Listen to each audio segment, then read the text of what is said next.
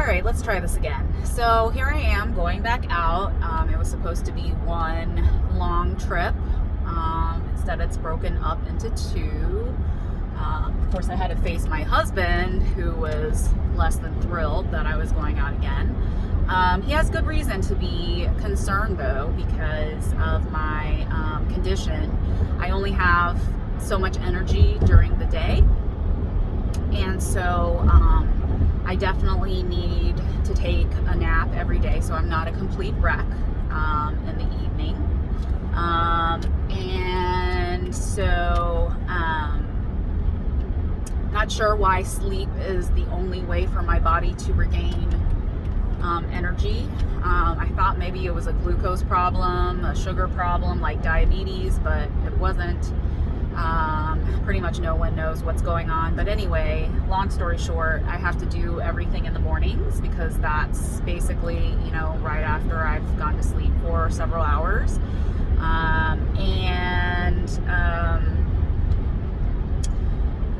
I usually take a nap around noon to 2 to make sure that I can be up and about with the kids and the family after that.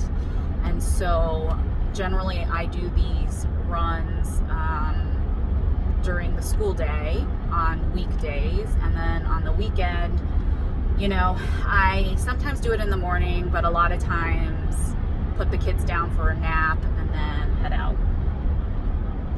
But somebody always has to be at home, so I think that's always another issue, childcare. So obviously these cannot get in the way of that. So I try to do as much as I can to appease the hubby because he does a lot. Anyway, so those frames that I just got before were a huge hit. Very exciting. And there were 4 of the same, so it'll be a nice collection for my friend. And I don't typically get 4. It's really interesting, actually. I've noticed that with frames, people have 1, obviously, that would make sense, or 2, again, kind of makes sense, but the most frequent number is 3, and I just cannot figure it out. I don't know if it looks nice symmetry-wise. People don't like even numbers. I don't know. But for someone who is trying to get someone a set of frames, you guys usually want 4, like a normal person. But, that is harder to find than you would think. So this is actually the only the second time that I have been able to find a set of 4. I found a set of 4 for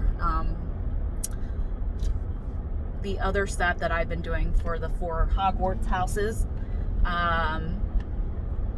But that took me, a while of constant hunting.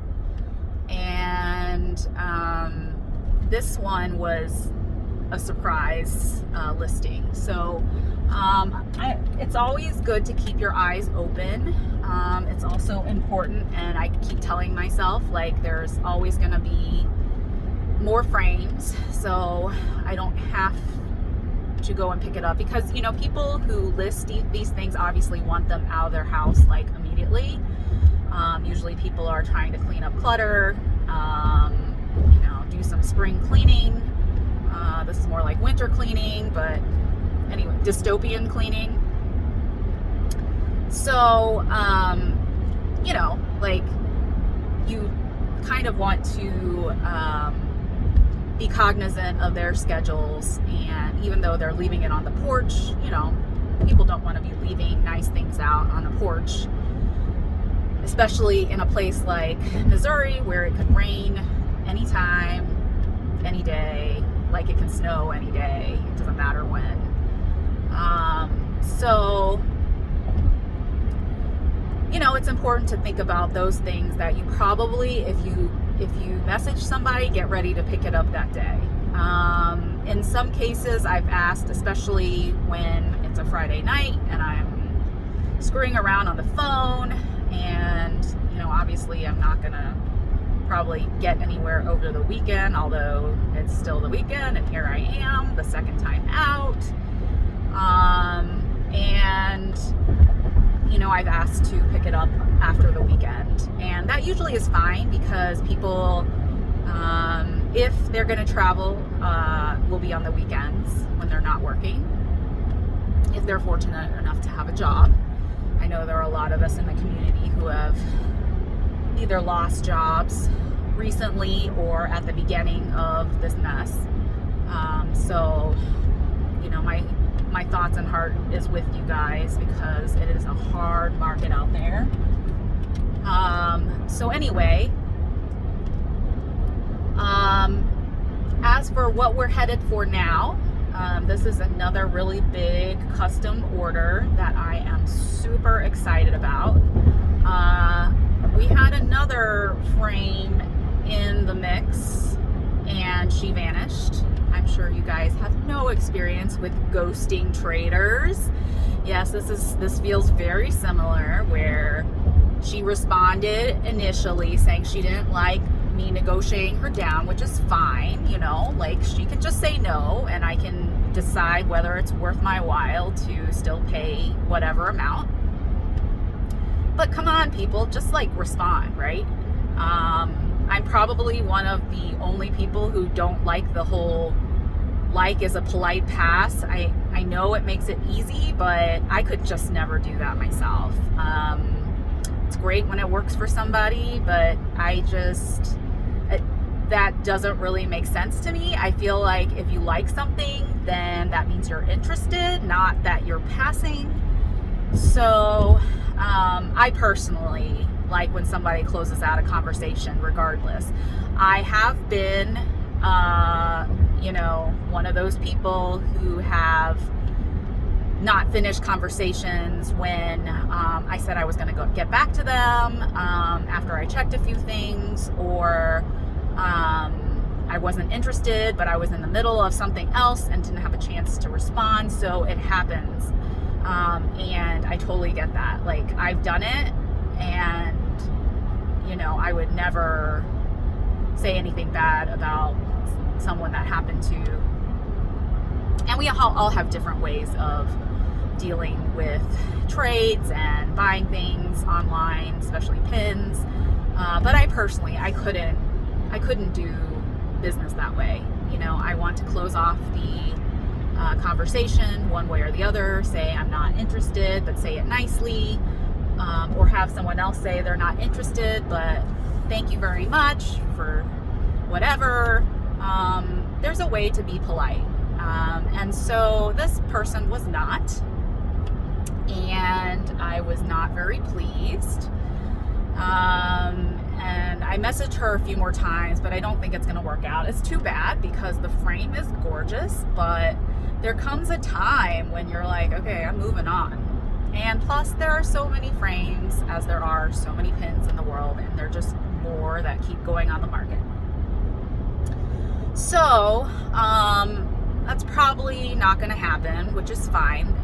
But this one happened right away, and so I didn't want to lose the chance to grab it because my customer has been super patient with this ridiculous person who still hasn't got back to me.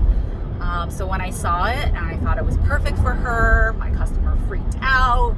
She thought it was great. It is ginormous, so I won't be able to ship it myself. I'll have to take it through UPS, but like I said in my last video, she sees it as an investment, which is great. I think it's a worthy investment to have, because you know what? I feel like pins, at least this is my thought about pins, they're works of art, and I feel like they're getting more and more that way. It used to be that they were little items that you would get when you would travel and you would pick it up or even fantasy pins, maybe little things that remind you of a show or a movie or a book or whatever. But now it's like the real deal art stuff. It is hardcore. And I mean, these pieces of enamel, they're just gorgeous. They have all sorts of special effects, glitter, like, swirly swirl, this and that. And, we all want more of it, more and more and more special effects, more sparkle, more bigger. So I get it. And for big pins, you need a big board. And this is a ginormous board. I think it's going to end up being 20 by 30. That is the pinning space. That's not the size of the frame. The frame is even bigger than that. It's more like, I would say, 27 by 35 or something crazy like that. It's black. It is actually harder to find black frames than any other frame. I would say that the most common is probably gold, actually. Gold color is very popular, very standard, so I think that there's just more of them. And so there's more of them on the market. Wood and silver probably come in second.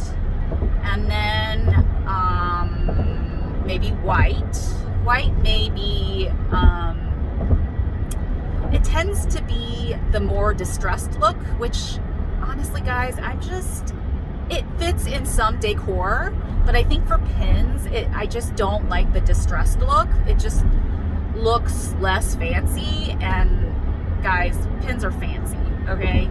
So I personally, I don't say anything to those who like the distressed look, like go for it. And in fact, if a customer came to me and said, I want a distressed frame, I would say, fine, I'm gonna go find the best distressed frame that I can in the colors that you want.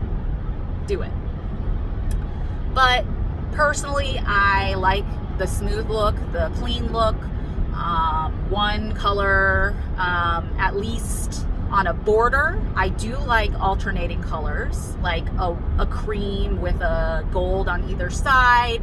You'll see that a lot of my frames are interesting like that. They have several layers to it to draw the eye.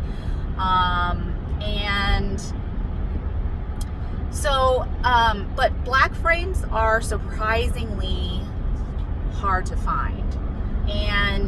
But they look very cool. They give a certain vibe, a certain sort of more retro vibe. And the ornate ones, I've had several people comment on my magnetic board that is the only black frame that I own.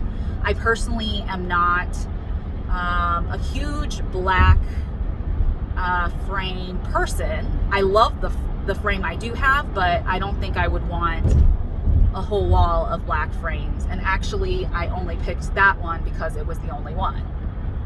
And I did not make that board. I bought it, and I bought it because I knew I couldn't make it. And it's not to say that I don't want to ever experiment with magnetic boards. I do at some point, but I probably would have to abandon crushed velvet, which is near and dear to my heart. I love that fabric, and I know you guys do too. And I'm okay with postponing my magnetic dreams for that. I have talked to a couple people, and I agree with this, that I do like pins flush with the board. So I like that look rather than them elevated. I do like the fact that magnetic boards, you can move, pins around very easily, because God knows I've moved around my pins a million times. But the good thing about the materials that I use, the cork with foam, which I cannot take credit for finding that. I think Amy of Witherwings probably videoed about that first, and there were several people after that who also commented that it worked for them.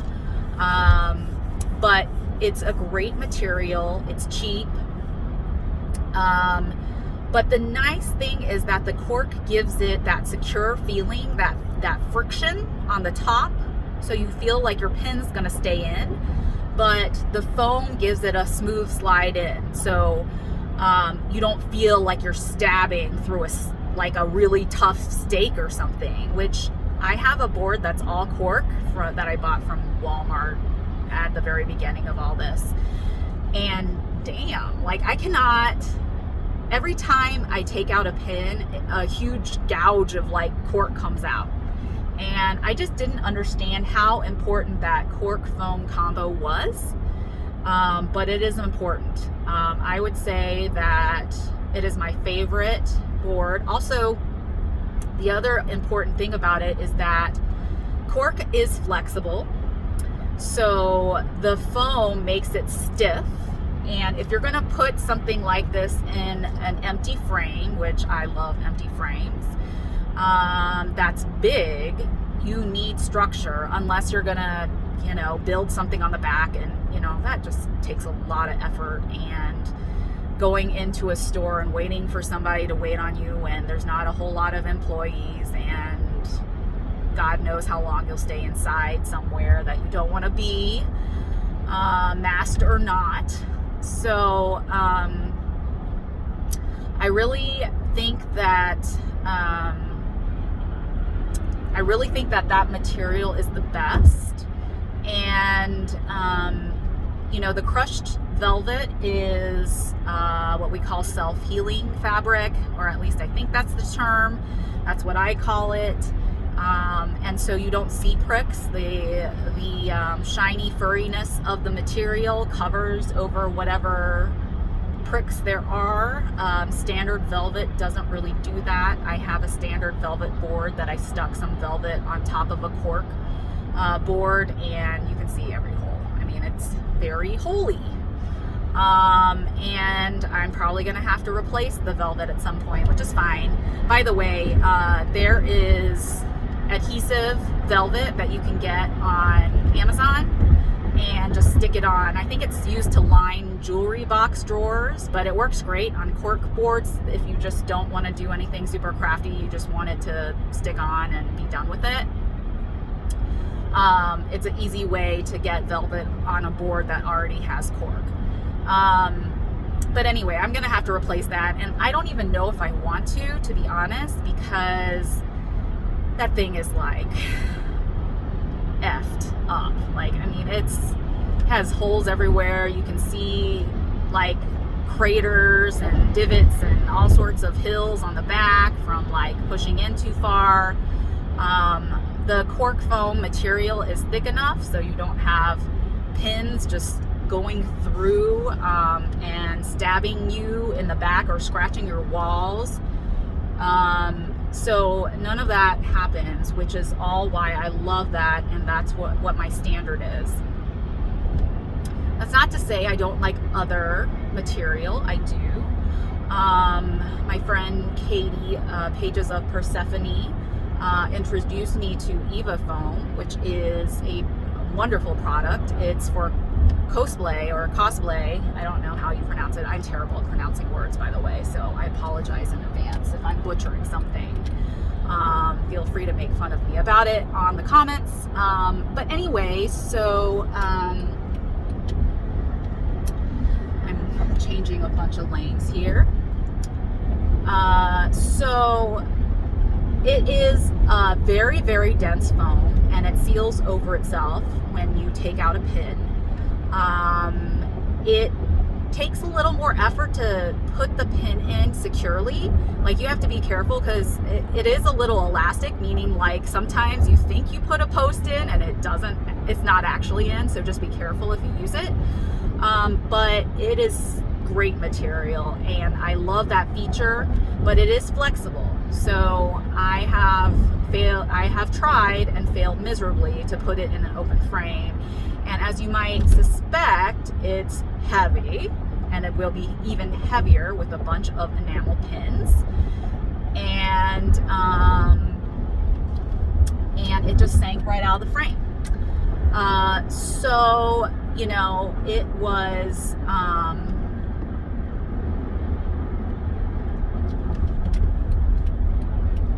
So it was very frustrating because I really liked the material and I wanted to use it. So I feel like the best use of Ava foam is in shadow boxes. So, you know, because you can cram that sucker in the back, no one will see anything. And honestly, like, you can butcher the sides, no one will see it.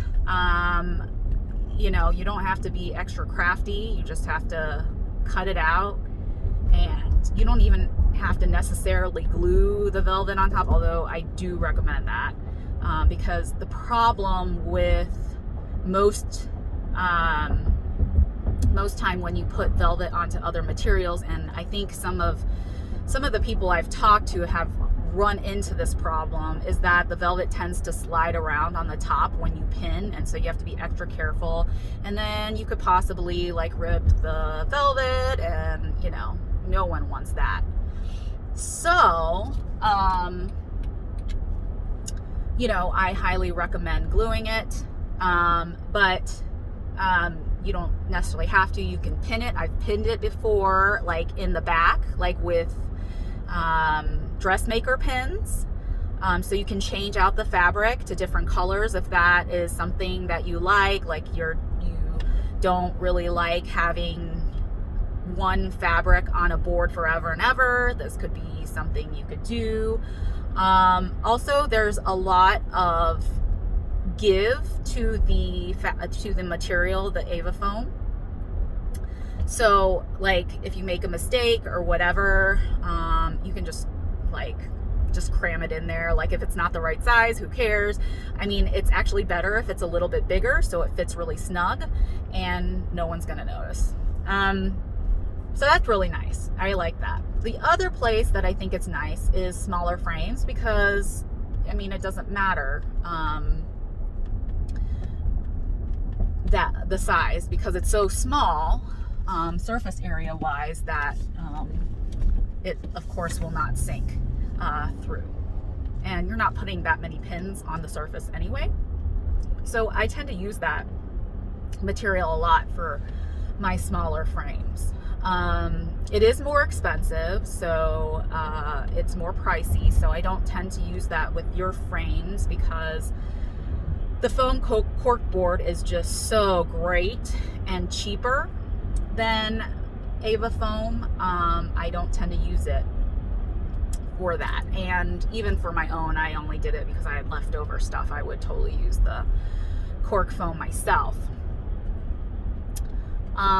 So anyway, what else? Oh, glue. So I use a glue spray that was recommended by another friend, and it's like, I don't even remember the brand. It's like 77 something. I'll show it to you in another video at some point in my workroom.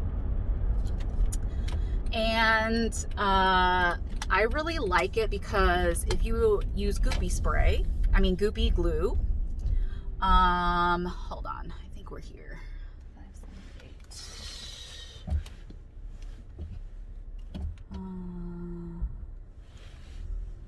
8. Oh, we're not here yet. So if you use more solidified goopy glue, which is the normal type and what a lot of people use, you can totally do that. Just make sure that it's thin. But glue spray really takes that away. You can easily do a thin, I mean, it's pretty much idiot proof, and I'm all about being idiot proof because I'm an idiot when it comes to this sort of thing. So I like to make things as easy as possible and just go at it and get it done, right? So so basically so I use the glue spray, and now I actually use another trick. I'm pretty sure this is also from Amy, but I use a spatula from Amy. Jacoust is the other awesome person who has helped me a lot. She was the one who really got me going with the frames, and a lot of what I know I have to thank her for. So basically, she recommended this awesome spatula. I'll have to show it to you sometime. I, again, don't remember exactly the brand anymore. But it is terrific. Ooh, I see a board. I'm just gonna park up here. Okay. So, yes, a spatula to thin out the glue, because, you know, I usually get my fabric from Joann's. It's nice and thick. It's stretchy. So it has the velour kind of fabric that you can have in stretchy pants sometimes. But, you know, you can only get dark colors at Joann's. I know. You have to get stuff from everywhere. It's really annoying. But basically you have to, get other lighter colors. I love a variety of colors. I love offering you guys a variety of colors. You all know exactly what you want. So, you know, I have some really cool, like light pink, light blue. I have a light purple on the way. I have taupe, which was supposed to be silver, but wasn't. This is the other thing. When you order online, the dyes are different every day, and you kind of have to just be flexible. I usually only buy 1 yard at a time because I don't know what I'm going to get. I know what I'm going to get at Joann's, so I'm a little more comfortable ordering multiple from her. And honestly, you do not need to order multiple unless you're going into business like me, because 2 yards was way more than I needed. I mean, that's a lot of fabric. So just be careful with the ones online because they're a lot thinner. They're not as thick as the Joann's ones. And so you really need to make sure there's a thin layer. And I've had a lot of trouble with white. I've had to put double layers on there so it doesn't look see-through. It kind of looks like a weird light pink, light brown, because you can see the cork underneath. It's sheer. So it's not ideal. I will do it if any of you guys want it. But I do double layer, and I don't like to glue it again because I don't want bleed through. I have had issues with bleed through when I wasn't doing the spatula trick. So just be careful. It's not a big deal. It actually is better all around because you get a smoother, nicer layer, and it sticks very nicely. All right, so we're here. I'm gonna turn off the car, get my mask on. I'm super excited about this frame. It's freaking awesome. So, all right, mask is on, ish. I'm getting it on. Okay.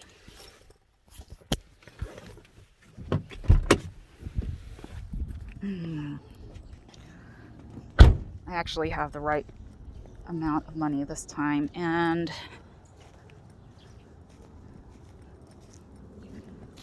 let's see this frame. Are you guys as excited as I am? Wow. This is awesome. Let me turn this around. Oh my gosh, that's gorgeous. Look at this beauty. Holy heck. Look at that. It's beautiful. I mean, solid metal. I mean, that is awesome. Really great quality, huge. It's gonna make an incredible board. But I had to check with her with the dimensions because, let's see, where's the best place to put this money? She told me. So I'm gonna cut out now because I'm pretty sure it will anyway, but I'll catch you a little later.